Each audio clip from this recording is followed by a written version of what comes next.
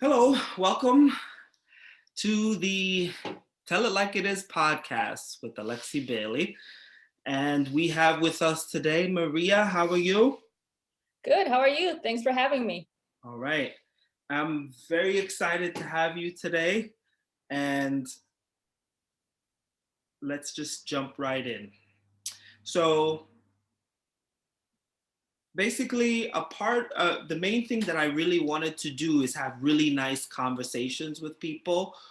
And I find that most of the conversations, the good conversations I've had, they kind of revolve around certain themes. And we've had so many good interactions in the past. Um, Basically, I wanted to shed a light on that because I think there's a lack of um, positive interactions and real thoughtful conversations on the internet. And I really wanted to try to connect the dots, for the audience and to strengthen our connection, because I think that I want to be a part of real community and build more community in my local area. Community is something that you do with the people around you.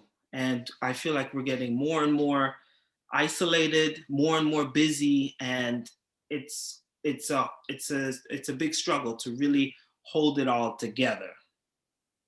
Well, I agree with that, especially in the last year when everything just went virtual. Like, how do you continue to communicate? How do you continue to interact when you aren't allowed to see people? So it's definitely been a challenge, especially just, you know, having that feeling of community just doesn't seem to be there anymore. Um, was there a specific group that you feel that you miss specifically? Well, as a yoga teacher, I miss my in-person classes because teaching virtually is just not the same thing. I don't see people well enough to be able to help them out.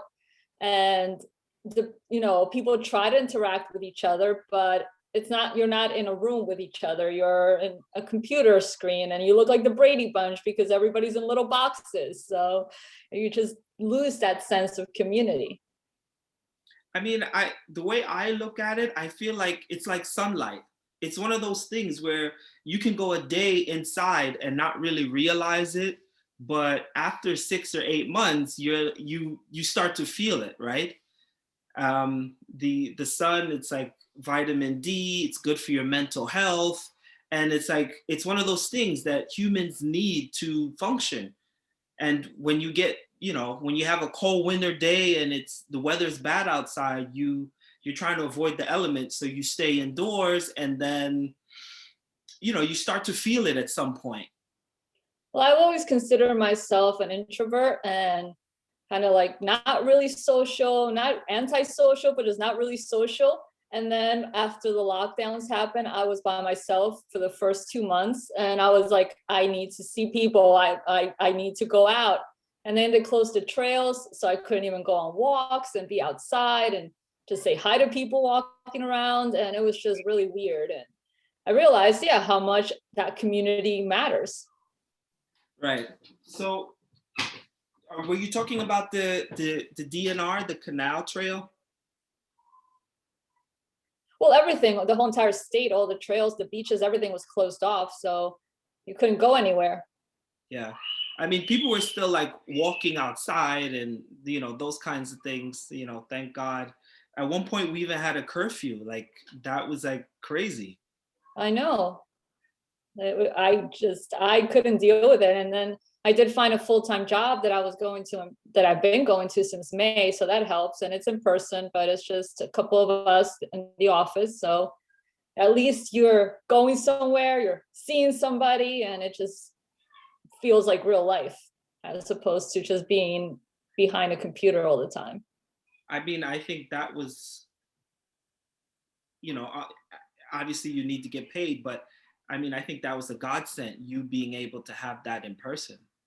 Oh, for sure. And with yoga, just everything fell apart. There were no classes. Every studio was closed. Gyms, I mean, they're still closed, really. So there's no in-person classes even a year later. So everything became virtual and was just trying to set it all up quickly and trying to get yourself online and getting your students and communicating with them, emailing them, letting them know where you are, what your schedule's like. So it was just a lot of trial and error, but we kind of got it going now and kind of got the hang of it, but you still miss that human interaction. Yeah, absolutely. Absolutely. Yeah, so I think I think a large part for me is, the pandemic came out of the blue, but I think community has been under attack like gradually over a long period of time. I think with just the invention of cell phones and stuff, I think that for years now, it's been people don't sit at a table and talk to each other anymore. You go to a restaurant and you see a whole family each on their own cell phone and no one's really talking to each other. So how do you expect to talk to your neighbors if you're not even talking to your family? It's really been tough. It's really been tough. Um, sorry. You and your kids, right? You know what? But again, at one point we're all on top of each other, and it's like this is a nightmare. But like that's what family is. I feel like we've all gotten so busy and out of the routine, and you're doing this, I'm doing that, see you when I can, hurry back, pick you up. And for a long time, I've always been someone who always appreciated in person. And I think community is something that is important. And I think a lot of the problems we have, it's like cell phones makes our lives better. Computers makes our lives better. But the more efficient we get, I feel like the more work we have to do. The more you have a car to get around, the more places you have to go. Well, with the internet and social media, it's like how many social media sites can you belong to? How do you keep track of it? It just takes over. And I basically joined it just because of yoga, so I could keep track, like updating my students and all this stuff. But it does take over, and you're just scrolling, and it's changed our brain chemistry and our brain structure where people can't focus anymore as much because we're scrolling so much that we're not really reading or paying attention to things like we should be.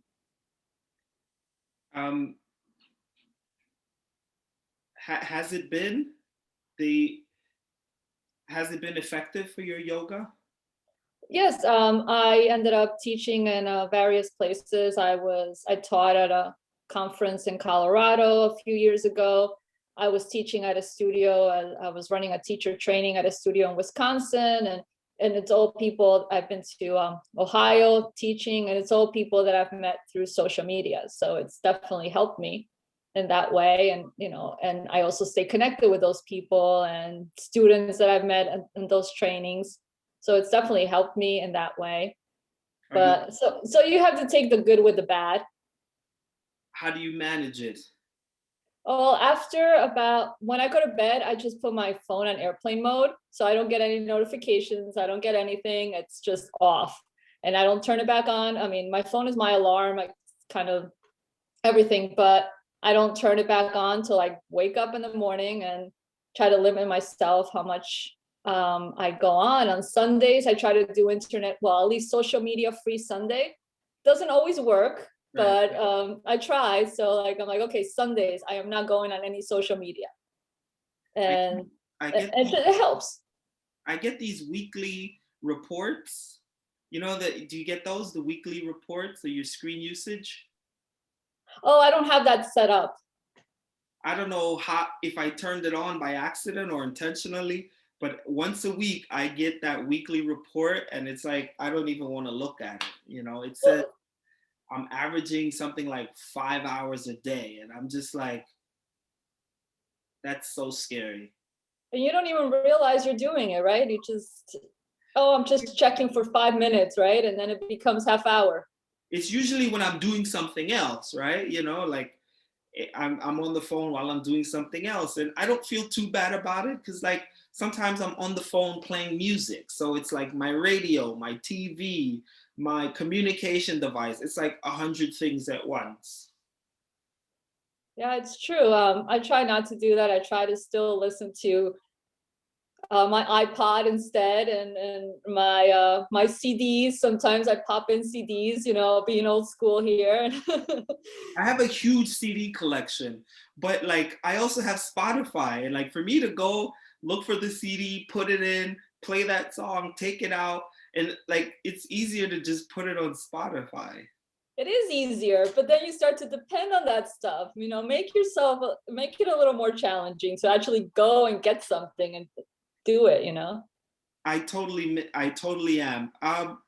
Where are you from exactly? Were you born? Where were you from? I was born in South America, in Uruguay. And how old were you when you came here? I came here when I was 8. Okay, okay. Yes. Do you remember much of Uruguay? Yeah, I remember quite a bit, and I've been there a few times since. It's been a while now, but I've traveled there a few times. So I do remember.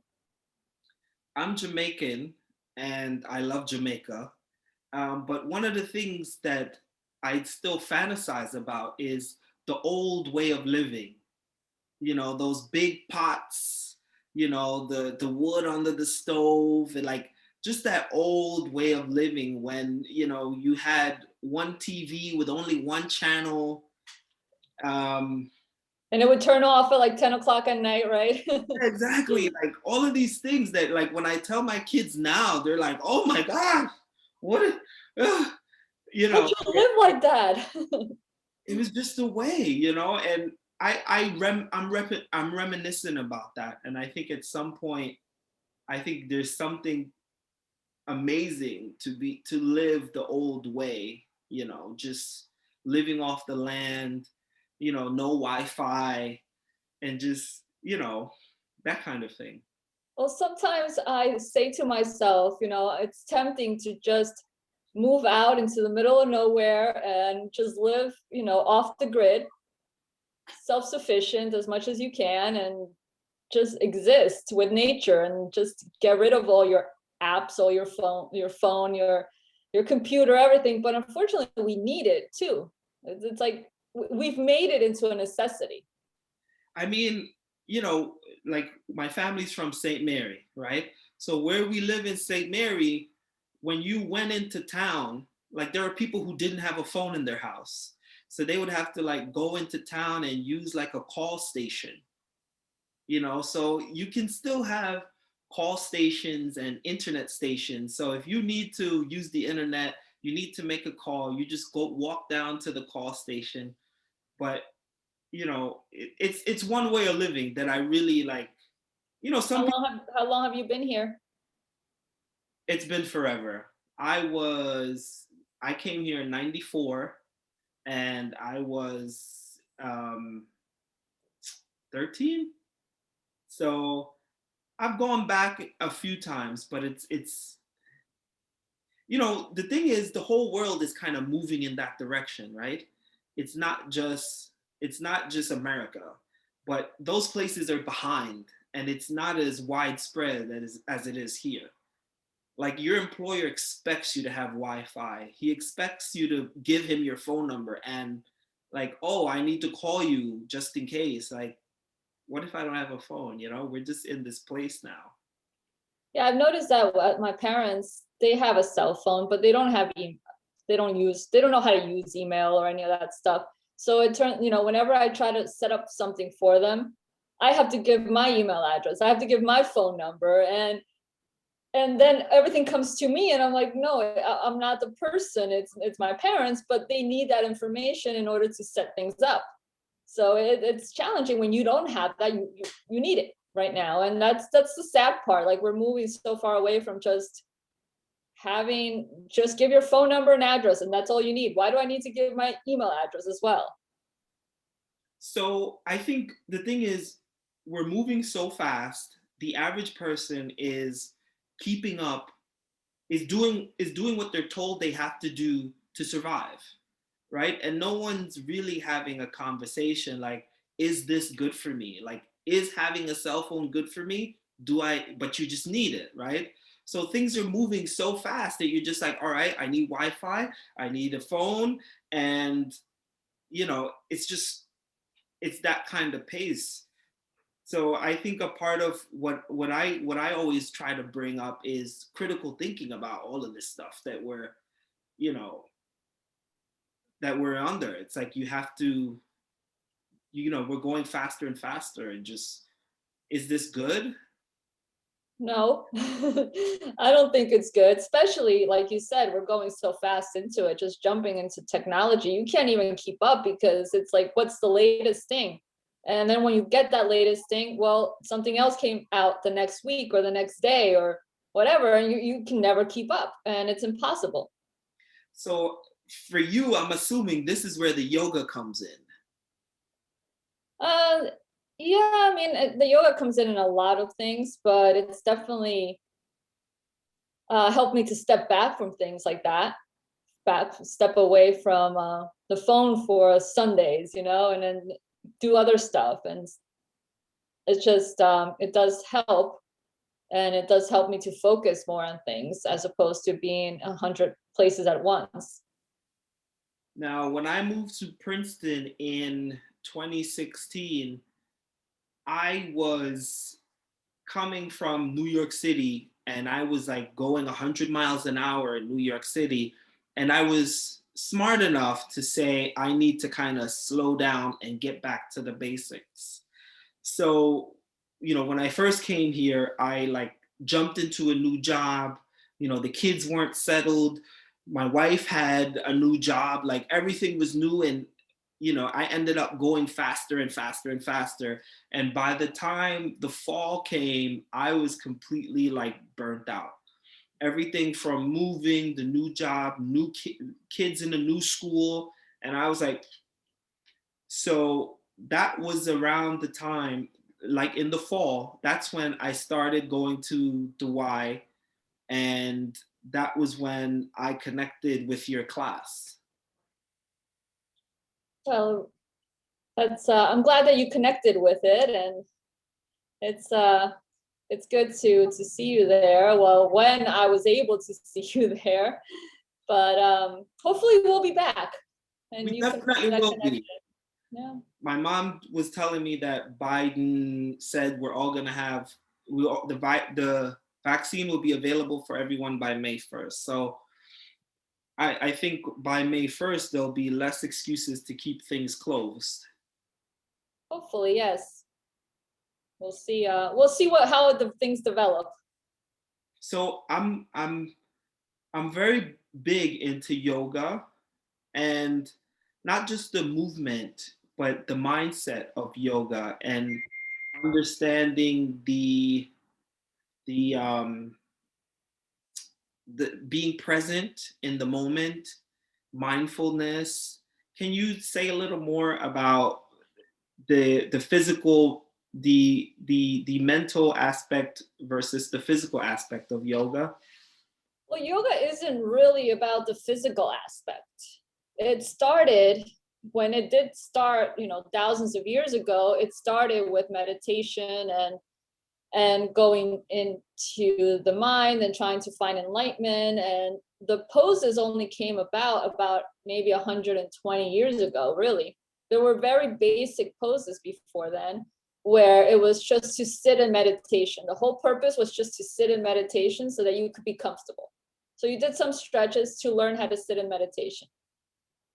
But then one of the theories, or whatever, I don't know if it's ever been proven or not, but because of the colonization of India in the early 1900s, that's when they started to train their young men to be warriors, to fight against the colonization.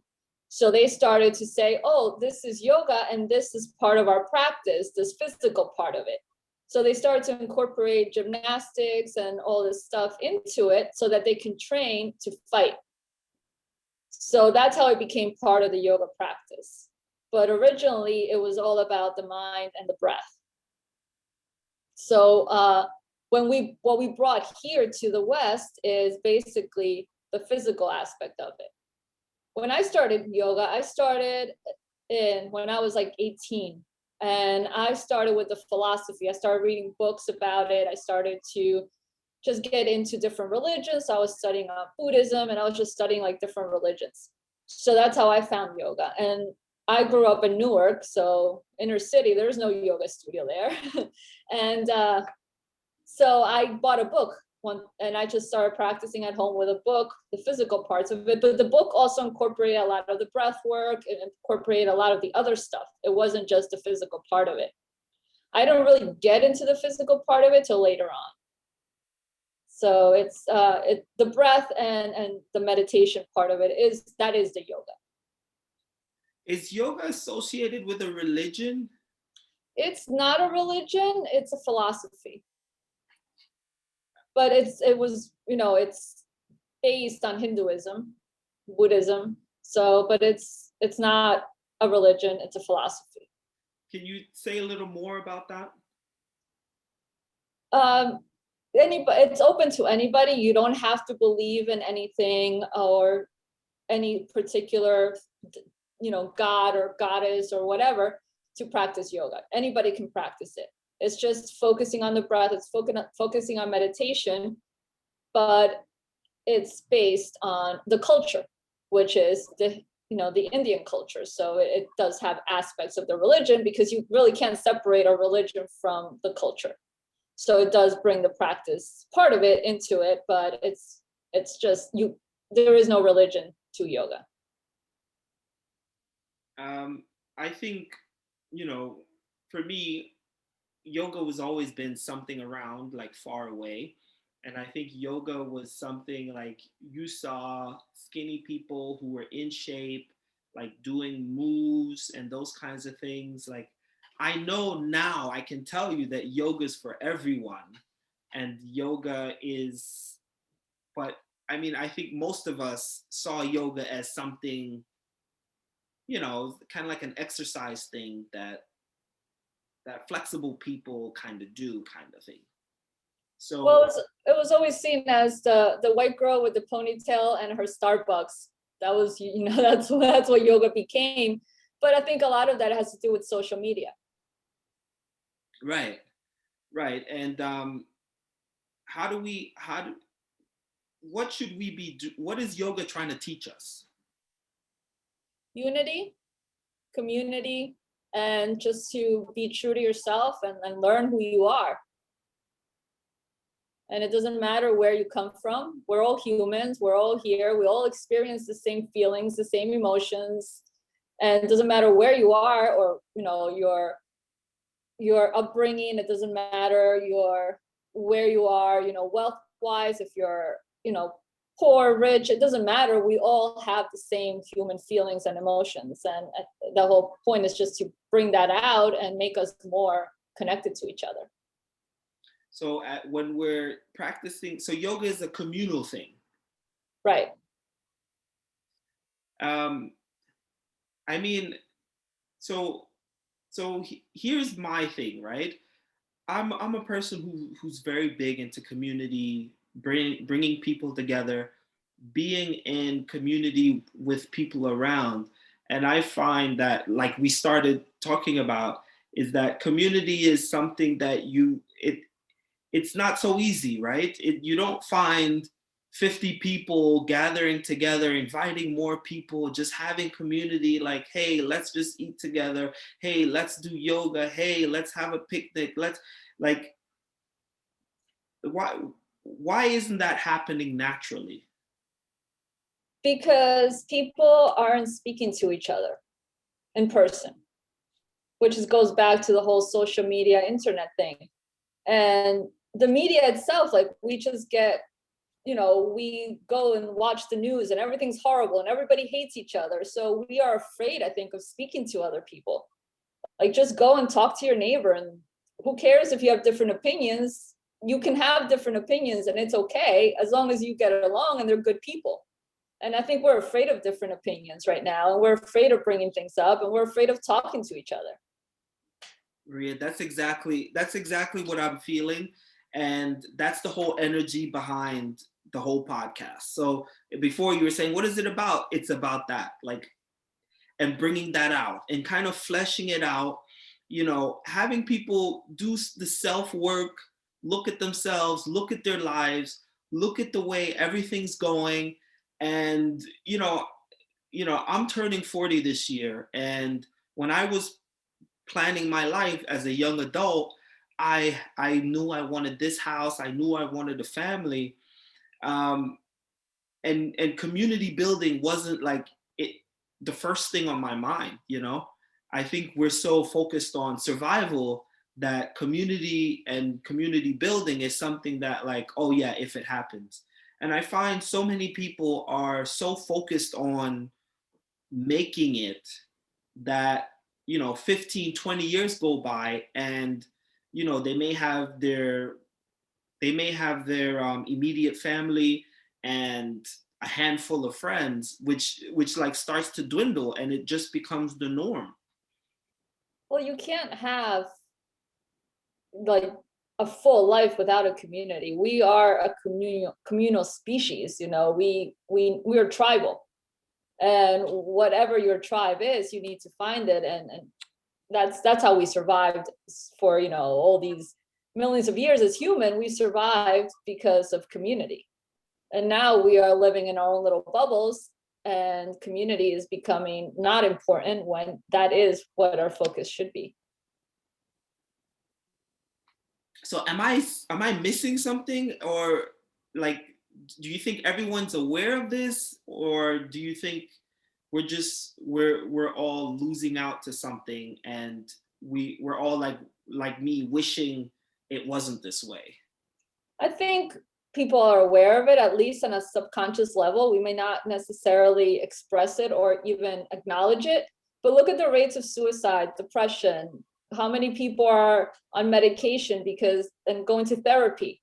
Well, what are they lacking?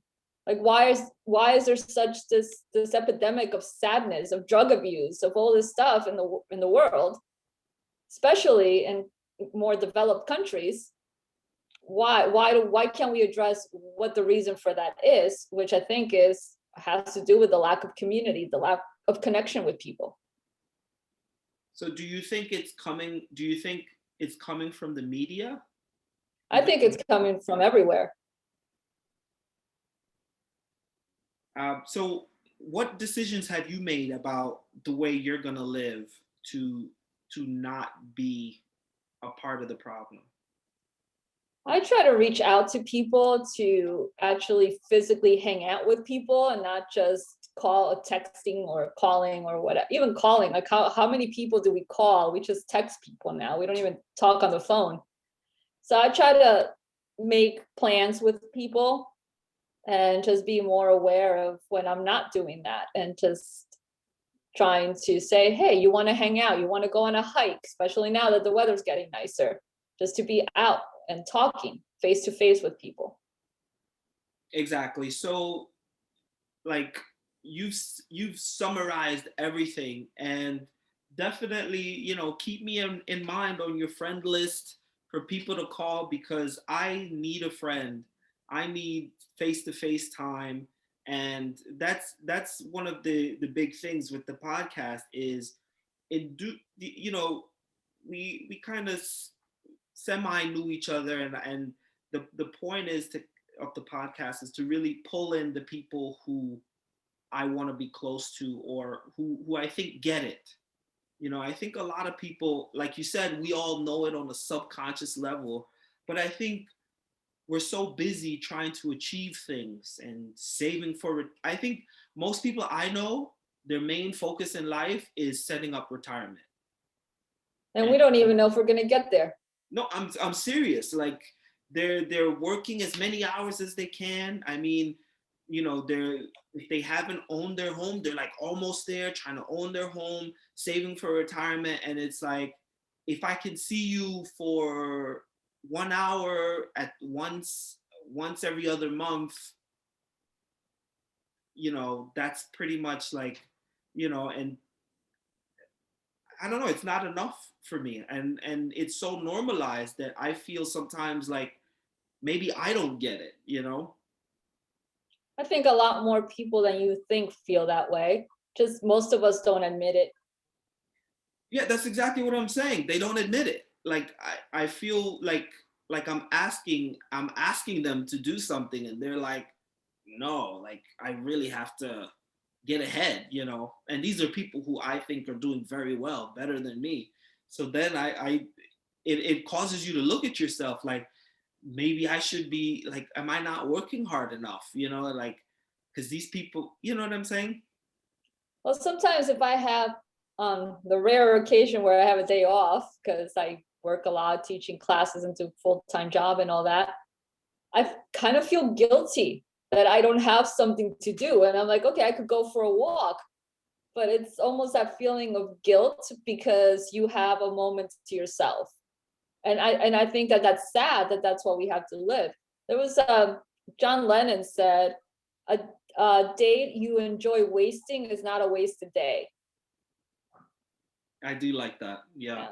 And I always think about that when I'm like, oh, I need to find something to do. I'm like, wait, I'm just enjoying not doing anything. So why can't I just enjoy it? Yeah.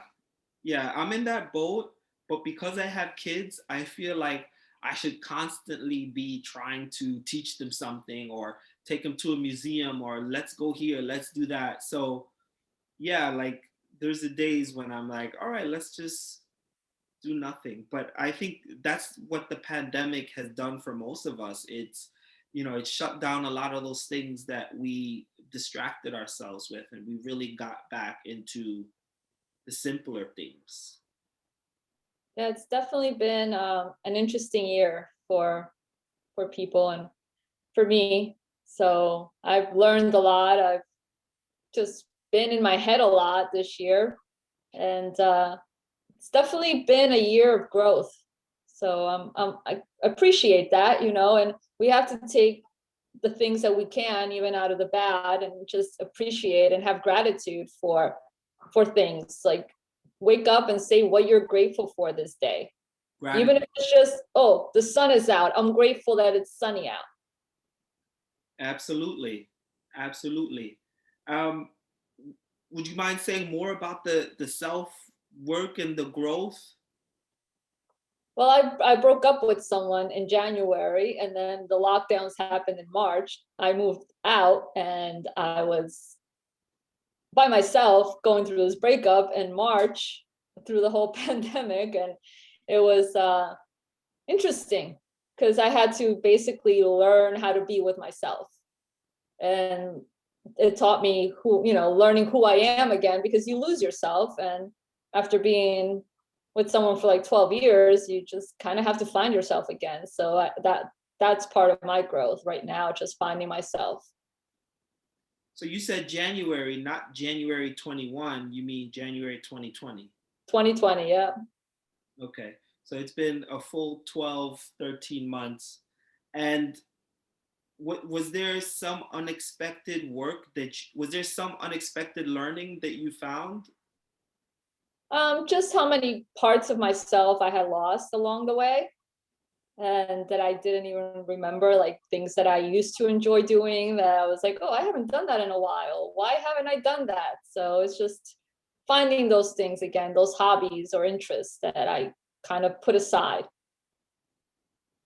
So when you say lost, was it like lost, like forced to give up in a way like you didn't want to, or was it just stuff you just hadn't gotten to in a while? I think it's just stuff that happened that just took the back burner, you know, like you just put it back there because you're like, oh, I'll get to it eventually. Let me focus on something else. But then when you don't have things to focus on, you bring those stuff back. That's what I did. I one of the interesting things for me is that I find that our culture is very fixated on partners, like and lifetime partners and like being in relationships.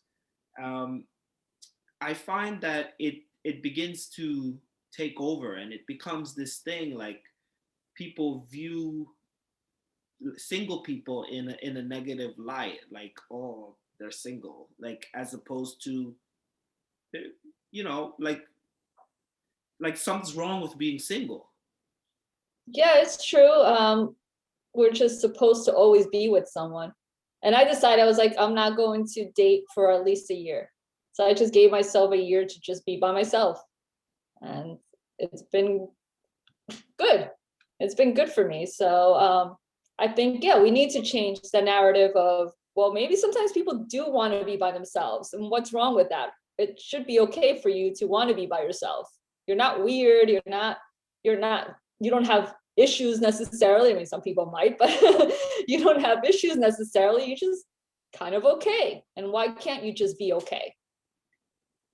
Um, do you think people just don't want to be alone? Do you think it's the societal pressure? I mean, I know it's a combination, but do you think people don't want to? Is there something wrong with being alone? There's I, nothing wrong with it, but I think a lot of it is societal pressure as well as going back to community. If we had a strong enough community, you wouldn't be alone. exactly, exactly. Um, so I feel like, if you're, I know people who wake up in the morning, get dressed, go to work, they work all day, and then by the end of work they're exhausted, and then they come home and like they eat something and then they just fall out, right? So there's no community in that, right? A lot of people who I know, it's strategically disadvantaged to make yourself too available at work, right? I know that in a lot of work scenarios. And so the only person that a lot of people interact with is the people who live in their house, right? And now mom and dad, at some point there's a societal pressure to move out, right? Right. And so now you have the societal pressure. You're 30 and you live at home. So now you're like, well, I guess I have to move out. And now you move out, and you're doing this hectic work thing. And then you come home to an empty house after being distant from everyone at work. I know a lot of people in work situations, like you can't make yourself vulnerable at work. You can't, make everyone in the office your best friend. So now the only person is that person you would come home to. Right. And it is challenging when that's how society is, and you can't like you said, turn to people at work and become friends with them because they're just your workmates, and you can't share too much information because what if they turn on you and they tell somebody else what you told them, and it just becomes this very, very like cruel world. So we lack all that. And once again, going back to not just community, but the whole mental health situation in the country and in a lot of countries where we just don't have anybody anymore. And who do we turn to? So, so it's a really huge goal, and I think obviously the podcast can't do it. But I think for me, with conversations like this, and I find even when I'm not trying to have conversations like this, these kind of themes keep coming up, coming up, coming up. And that's why I did the podcast, because I wanted to have it kind of documented. And I feel like we're all going through the same thing, whether you're happily married or you're, the kid in the situation, or, we're all going through it in these different stages of life. And we all feel it, but there's no real collective sense of, oh yeah, we're all going through it. Let's go and have a good cry. Let's go and have a meal. Let's go. It's like this, we're all going through it, but no one wants to like open up about it. Yeah, no one wants to be vulnerable. No one wants to be, the one that speaks first and says, this is what I'm going through. Are you going through the same thing? And you mentioned happy marriages, but how many marriages are actually happy? Like a lot of people, because of that whole I need to find somebody, will end up with someone that they're not really happy with, but at least it's a human being and they can be with them. But why is there so much cheating? Why is there so many issues? Because people are just finding wherever connection they can find, but it's not necessarily a good connection. So my thing is, shed light on it, talk about it. And I sincerely meant that I hope we can connect in person. And I've invited you to stuff before, and I'll invite you again. My my real purpose here is to facilitate community, have anyone who hears this to feel like, oh, these are just regular people like me, like, and kind of break down that stone wall of, why do they want to hang out? Like, people are, like you said, we're cautious of each other. Like, why do they want to hang out? You know, People would rather go home, be alone, and they're feeling the loneliness, and someone says, hey, you want to hang out? And it's like, that's weird. It's like, what do you want from me? Why do you want to hang out with me? And it's weird that we've gotten to this place. Like, I feel like we see each other as the enemy, or like, you know once you're sure this person's not going to kill you or rob you, what's the worst that can happen? You have an awkward hangout. You know what I mean? Right. We've just gotten Yeah. to this place where it's just like, and what scares me is that people have kind of made their peace with it. And it's just that's really what I'm trying to break down. That's really what I'm talking about. And I want the podcast to be fun and about silly stuff. And like, I plan to ask you what you think about the interview with Oprah and Megan. Oh, I don't keep up with any of that stuff. I do not watch any of that. So I have no idea what's going on. Right, but the idea is to kind of have that, that flexibility and that looseness, and just like, it's not to discuss how bad everything is. It's to really just open up the windows and open up the doors and just say, come on in. I think a lot of people are just so desperate for connection that it will turn into that more deep or more troubling conversation, because it's where people are right now. That's their truth right now, and that's what they talk about, because there's nobody to really communicate deeper stuff with, to talk with. So are you like, you don't have a TV, like you don't watch, like what's the deal? I don't have cable. I have a Roku box and I stream stuff on it, so I don't really watch regular TV anymore. I just watch whatever's on TV shows I could find. I don't even pay for anything except for Disney Plus, because they got me with Star Wars. Like, oh, Disney did it right. All these adults now have Disney Plus because of Star Wars. So that's the only thing I pay for. Everything else is just I have a bunch of just free channels on it, and that's what I watch. Okay. Yeah, there's not even that much. When I had TV, it was like I can never find anything worth watching anyway. So I'm like, why pay for it?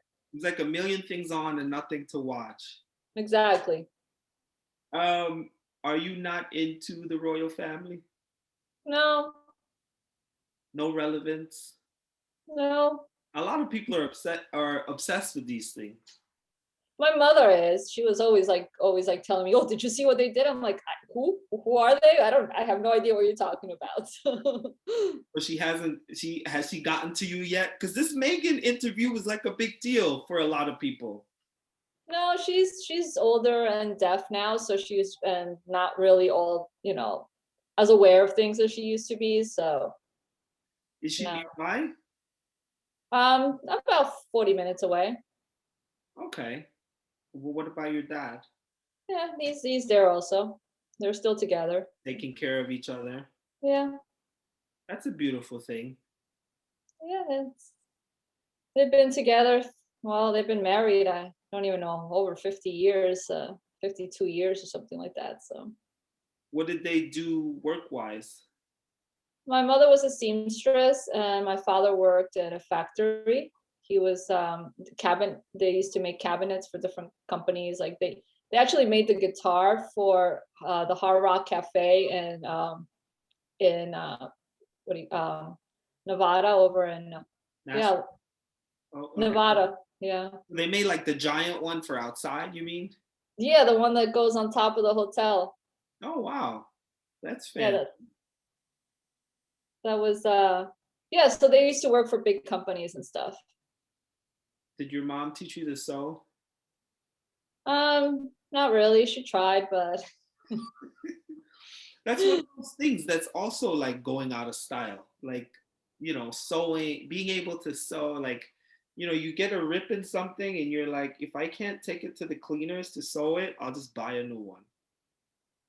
well, I like for fun, I'll crochet and knit and stuff like that. So I still have those abilities. And I can sew something if I want to. I just choose not to. Um, do you get into politics at all? No. I feel like you figured it out. So you're just like, I don't need TV. The politics of the world doesn't affect me, and I'm just living my best life. Well, they affect me. I just don't bring it up in social conversations because there's just too many issues that arise from all that stuff. I don't know. I've kind of gotten obsessed with trying to figure out, like, I feel like something's off and it's just like not matching, like, how do we, like we're going this way, where it's like when you have a car, you have to align, you have the alignment, and when the wheels are straight, you should be going this way, right? But I kind of feel like our alignment's off, and we're just like, I don't know. I have my ideas about what it is, but I don't know what it is. And it's like, and I don't know, it's a real thing. It's affecting us and it plays into this community thing. And Well, I think what it is that we either are one side or the other side, and the sides aren't talking to each other.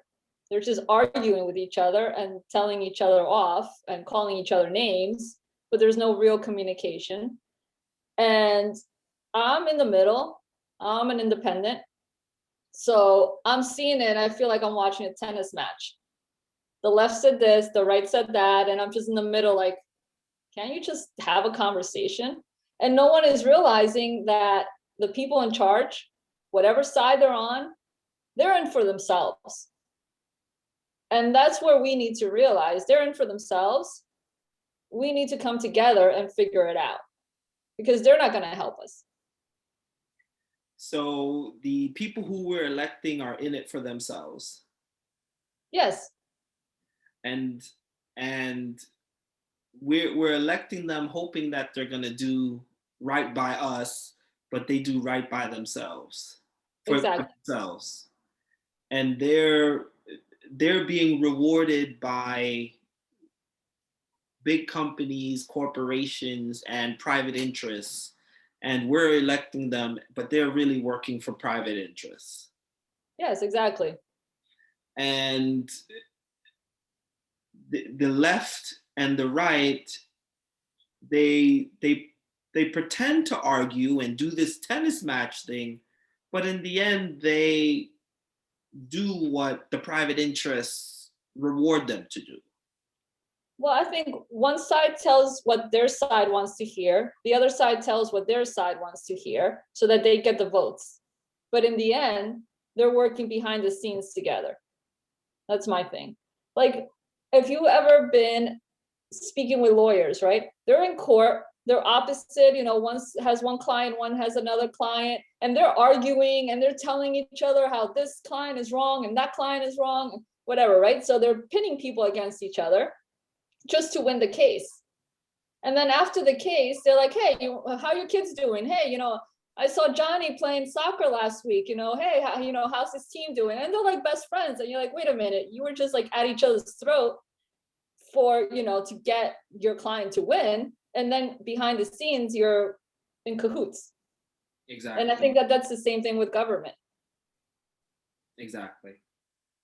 All right, So that's why that's why I don't like talking politics, because I just piss both sides off. All right, I'm gonna have us take a short break, okay? Sure.